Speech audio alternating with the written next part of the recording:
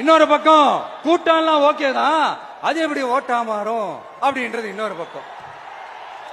இப்படி கதை, திரைக்கதை, வசனம், இயக்கம், பாடல்கள்,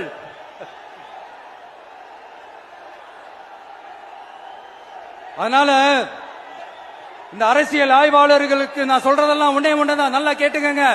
இந்த விஜய் ஏதோ இந்த பல லட்சம் பேர் கூடுற கூட்டத்தில் மட்டுமே இருக்கிறாரு அப்படின்னு மட்டும் தப்பு கணக்கு போட்டாதீங்க. ஏன்னா நம்மளுடைய இந்த கூட்டம்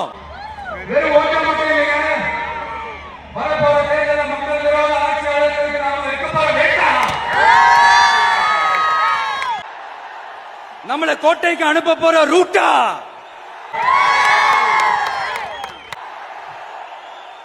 இருக்க போதுன்னு சீக்கிரமாவே தெரிஞ்சுப்பீங்க. ஏன்னா கோடிக்கணக்கானவங்களோட ஹார்ட்லயும் வீட்லயும்